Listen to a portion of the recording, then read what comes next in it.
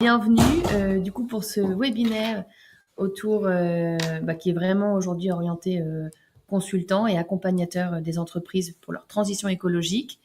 Donc on est ensemble pendant une petite demi-heure. L'objectif de ce webinaire, du coup, ça va être de vous accompagner et de vous aider en fait à booster votre prospection RSE en quelques clics. Hop. Voilà. Donc, je suis Constance de Roquefeuille. Je m'occupe de toute la partie développement commercial de 2050 Score.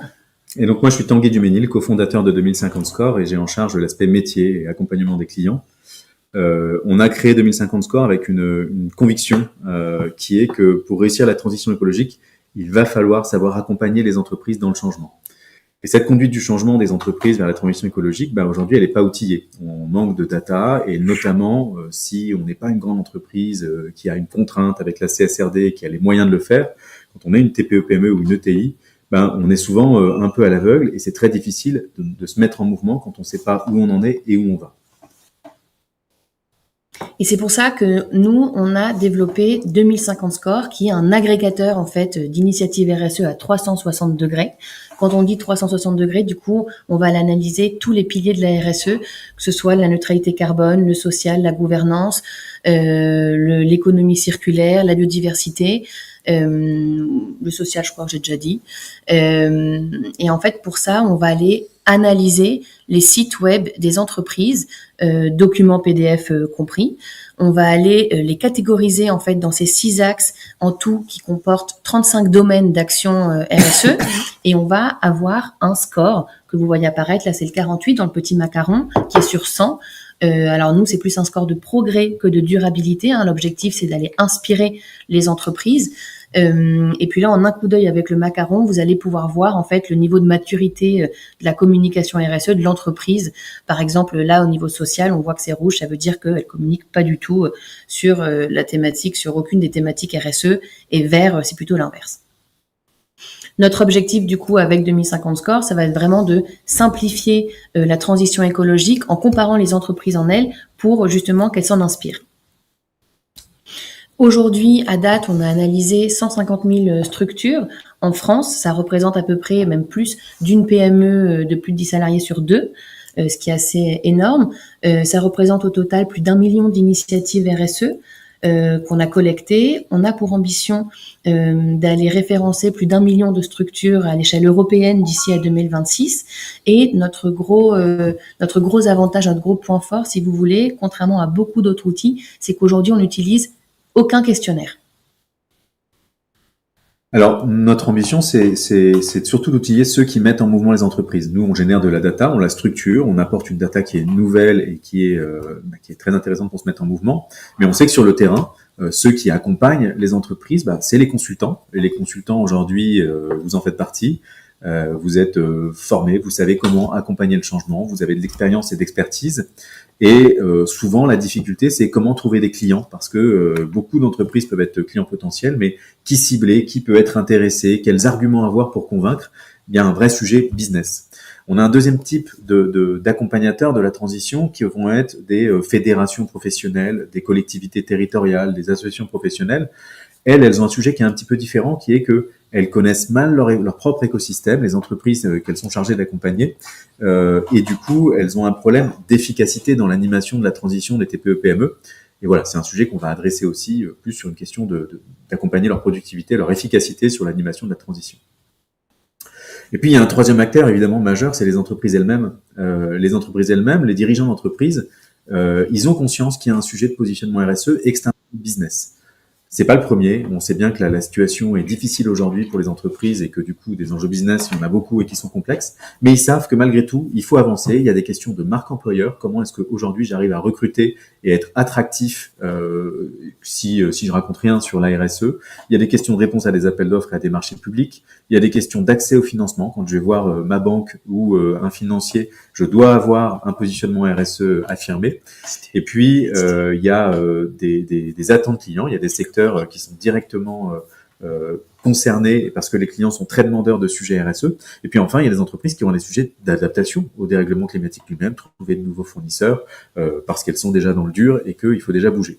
2050 Score, ça permet de comparer le positionnement RSE de chaque entreprise à ses concurrents directs et de proposer des solutions simples et concrètes.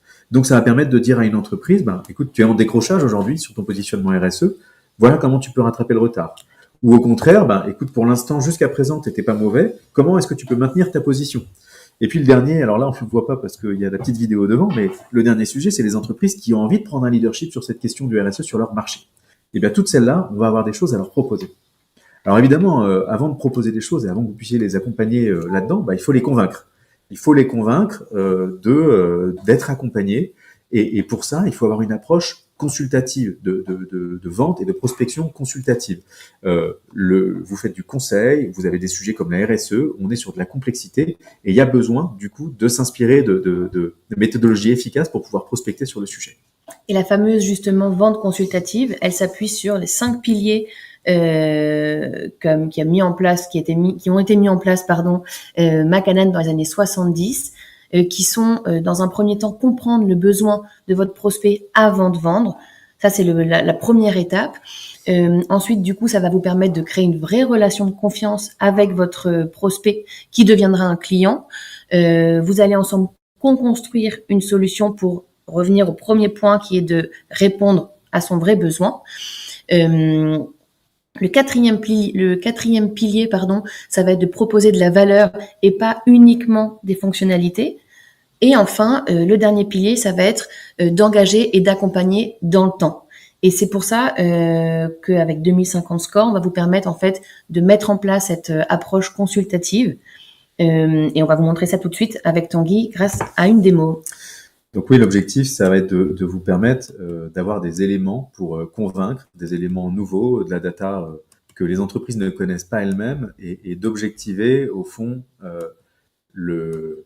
la façon dont elles doivent se mettre en mouvement et voilà, d'expliciter ça. Alors je vais vous faire une petite démo et on va se mettre dans un cas concret où on va s'imaginer que je suis, voilà, ça apparaît. Je suis un consultant qui a déjà des clients dans le secteur agroalimentaire.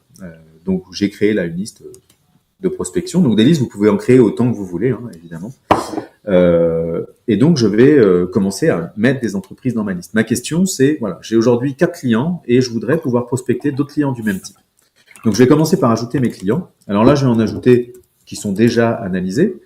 S'ils n'étaient pas analysés, eh bien, il vous suffirait de créer les clients en mettant leur nom, le site web de leur entreprise, et puis à ce moment-là, vous pourriez avoir, ils seront analysés automatiquement, ils rejoindront la liste tout simplement. Ça prendra quelques minutes, quoi.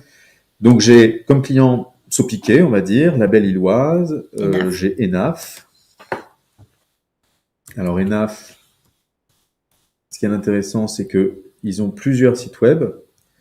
Donc il faut juste que je trouve le bon. Nous, c'est enaf.com qui va nous intéresser. Et Petit Navire. Et puis je vais ajouter Petit Navire.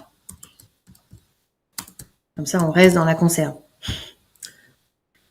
Voilà. Donc ce qui est intéressant avec 2050 Score, on disait voilà un clic pour faire des benchmarks. Bien, c'est qu'une fois que j'ai saisi mes clients, j'ai plus qu'à appuyer sur ajout d'entreprises similaires. On appelle ça nous le bouton magique, pour aller rechercher les 10 entreprises dont les descriptifs d'activité se rapprochent le plus des entreprises de ma liste. Donc là, on voit groupe Gendreau, effectivement, c'est des conserves de poissons. Voilà, on est dans les conserves de poissons. Et donc, je vais pouvoir créer mon benchmark comme ça. Alors, je vais pouvoir affiner un peu en disant, mais moi, ce que je voudrais, c'est avoir des entreprises. Donc ça, j'ai cliqué sur le filtre à côté du bouton magique. Là, je vois les 10 entreprises les plus proches, mais je vais pouvoir ajouter des filtres. Et donc, je vais dire, moi, je veux des entreprises de moins de 250 salariés et qui ont quand même des bonnes notes, parce que je veux une liste qui soit quand même inspirante. Donc ça, je vais rafraîchir. Et là, ça va automatiquement aller me chercher des entreprises qui remplissent ce critère et qui sont les plus proches. Donc je vais les ajouter à ma liste. Et puis après, je vais dire, ok, mais moi, je veux avoir une prospection un peu locale. Alors nous, avec 2050 Score, on est breton. Et donc, je vais aller rajouter un filtre.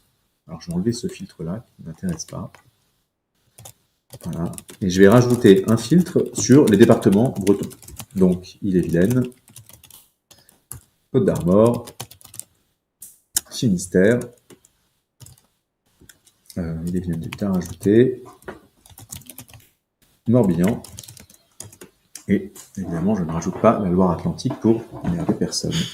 Et donc, je veux dire, mais moi, ce qui m'intéresse, c'est non seulement qu'ils soient bretons, mais c'est qu'en plus, ils aient quand même fait des choses, qu'on ait capté des points, donc ils aient un score supérieur à 0, ils ont capté des initiatives, mais qu'ils n'aient pas non plus trop de points. Voilà. Donc là, j'ai mis mes critères, je rafraîchis, et ça va automatiquement me rechercher les entreprises les plus proches en termes de descriptifs, qui correspondent à ce critère-là sur le territoire qui m'intéresse. Je vais les sélectionner et je vais aller les ajouter. Et puis, je vais recliquer sur le bouton magique pour en ajouter en appliquant exactement les mêmes filtres. Une fois que j'ai mis mes filtres, si je reclique ici, ça va les chercher selon les mêmes paramètres. Donc, ce qui est intéressant, c'est que petit à petit, je vais aller élargir le benchmark à d'autres entreprises du secteur agroalimentaire qui vont s'éloigner peut-être un petit peu de la conserverie, mais qui en tout cas vont répondre aux critères que moi j'ai voulu, qui étaient que ce soit des entreprises bretonnes. Voilà, j'enregistre les modifications. Et là, instantanément, j'ai créé mon benchmark et je me retrouve avec toutes les entreprises. Alors, hop. Classées, déjà analysées. Donc, une fois de plus, si j'avais moi rajouté les entreprises, ben, il y en a certaines qui seraient en cours d'analyse et puis qui seraient classées dans les minutes qui viennent. Je vais cliquer sur le rapport, on le verra tout à l'heure. Mais je vais éditer un rapport de liste. On verra sa fonction particulière, mais qui va vous permettre d'avoir une expertise sur les entreprises de cette liste-là. Voilà. Donc, on a le positionnement A, B, C, D, E qui va nous permettre de savoir si l'entreprise, par rapport aux entreprises similaires, donc on va regarder les entreprises qui lui ressemblent le plus parmi les 150 000 analysées, comment est-ce qu'elle se situe. Si elle est en A, ça veut dire qu'elle fait partie du top 5%. Si elle est en B, ça veut dire qu'elle fait partie des 5 à 20% qui se positionnent le mieux sur les sujets parmi les entreprises qui lui sont comparables. Si elle a C, ça veut dire qu'elle fait partie des 20 à 30%, donc elle est des 20 à 50%, pardon. Donc elle est dans la moitié supérieure, mais elle fait pas partie des leaders. Et si elle a D, ça veut dire que elle se positionne, elle prend quelques points, mais elle se positionne dans la partie inférieure, dans les 50% qui se positionnent le moins fortement des entreprises qui lui sont comparables. Et enfin, si elle a E, ben ça veut dire qu'elle ne se positionne pas du tout. Alors on donne une petite indication, là par exemple, Bleu Iroise, on dit qu'elle se positionne sur aucun axe RSE, contrairement à 54% des entreprises qui lui sont similaires. Voilà, donc ça c'est déjà une première indication, et on va pouvoir déjà se dire, ben moi je vais filtrer sur ceux qui sont B et C, parce que je veux des gens qui ont envie de devenir leaders et des structures qui sont un peu entre deux et qui pourraient elles aussi avoir envie de progresser pour mieux se positionner. Et donc voilà, je sélectionne mes B et C et je vais pouvoir du coup à partir de là savoir qui prospecter. Donc, je vais avoir maintenant les outils qui vont me permettre d'aller démarcher les entreprises. Je vais donc aller dans les rapports. Et dans les rapports, je vais retrouver prospection agroalimentaire et compagnie de pêche. Alors, je les avais déjà sortis. Donc, la première des choses, c'est compagnie des pêches de Saint-Malo. Donc là, le rapport flash, je peux le visualiser et je peux évidemment le télécharger pour aller le partager avec mon prospect. Flash, c'est un rapport en PDF qui va permettre d'indiquer pour chacune des entreprises de votre liste, finalement, quand on va sur son site web, qu'est-ce qu'on lit, ce que disait tout à l'heure Constance. Donc là, on voit que cette entreprise-là, elle ne dit rien des questions corporate, de gouvernance, de social et de finances durables. En revanche, on a capté des actions sur le carbone, l'économie circulaire et sur la biodiversité. Elle a même probablement des certifications qui lui permettent d'avoir une couleur un peu plus favorable. On la compare ici, et ça c'est très important parce qu'on décale le sujet de la RSE sur le sujet du positionnement concurrentiel. On compare l'entreprise avec les 50 entreprises qui lui ressemblent le plus, avec le top 5 de ces 50 entreprises, là en bleu ciel. Si elle veut devenir leader, il va falloir qu'elle s'inscrive dans le top 5. Et avec les entreprises de la liste que vous avez créée. Donc là, on voit typiquement que pour cette entreprise-là, sur les questions corporate, elle pourrait évidemment faire mieux puisqu'elle ne dit rien. Mais elle pourrait aussi, si elle veut vraiment avoir un leadership, travailler plus fortement sur la question de la biodiversité et sur la question de l'économie circulaire. On lui donne aussi le top 5 des structures analysées, ce qui permet de mettre une petite pression pour dire voilà vos concurrents dont vous pouvez vous inspirer pour progresser. On voit ici qu'elle est finalement assez loin derrière le groupe Gendreau, Findus, Biocéval, Label Illoise.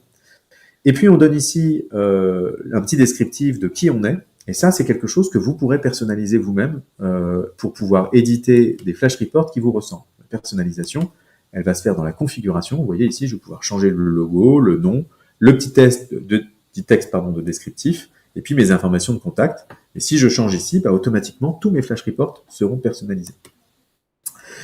Le deuxième sujet, c'est que avant de lui parler, c'est intéressant d'avoir une expertise un petit peu renforcée. Et donc, vous allez pouvoir, en cliquant sur le rapport de liste, en fait, il va aller analyser la liste que vous avez créée. Vous pouvez créer autant de listes que vous voulez. Donc là, en l'occurrence, on a les 54 entreprises que j'ai créées dans mon benchmark. Et puis, on va pouvoir voir le top 5, bien sûr. Si vous faites en lecture rapide, vous avez tout de suite une lecture des leaders des entreprises de la liste que vous avez créée.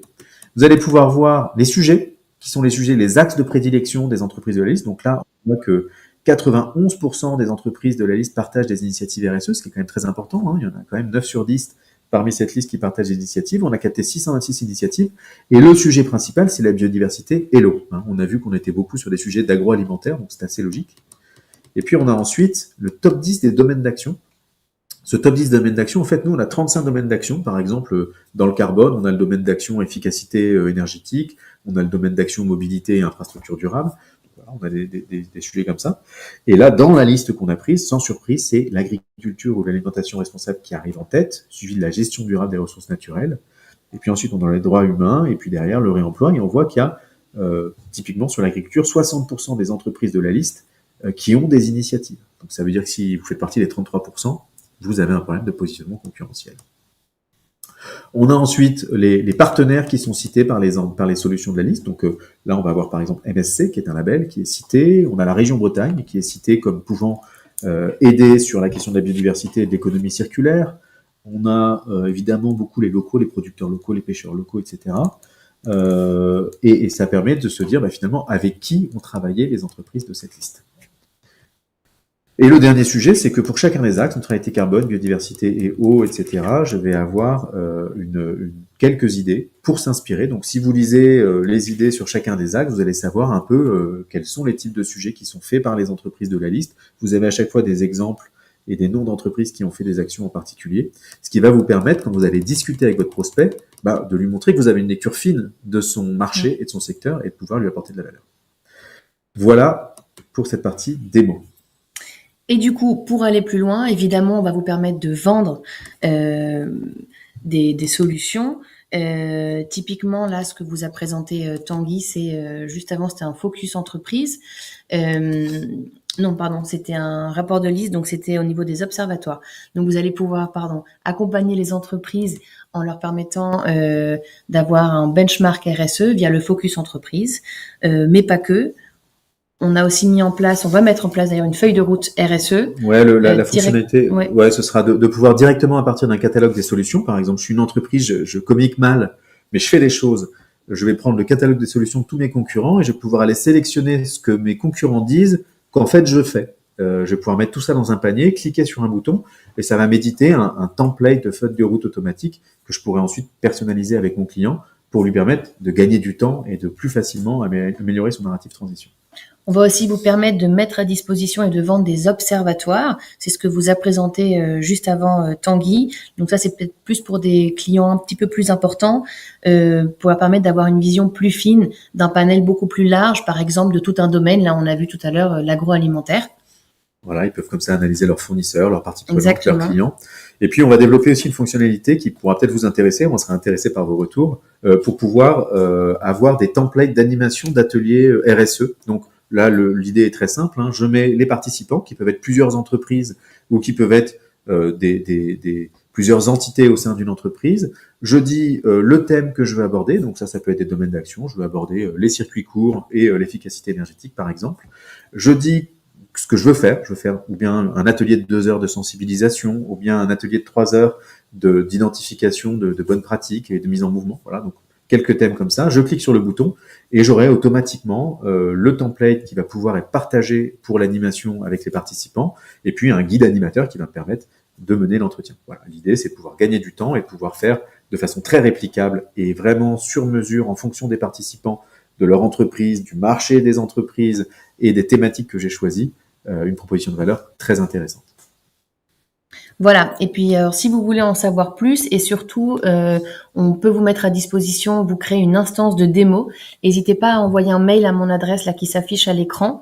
Je peux aussi, à côté, vous refaire une démo. Donc voilà, ça se fait très facilement. Par ailleurs, qu'est-ce qu'on a oublié de dire? On a oublié de demander si vous avez des questions. Bah oui, ça j'avais mis tout à l'heure. Donc là, c'est le moment pour vous là, de poser vos questions dans le petit onglet de discussion. N'hésitez pas. En attendant que vous écriviez vos questions, encore une fois, désolé pour le petit retard et la latence. Le prochain webinaire, maintenant on a compris. Et on va retravailler un peu le replay, comme ça vous aurez accès à une vidéo bien structurée avec toutes les informations intéressantes pour vous.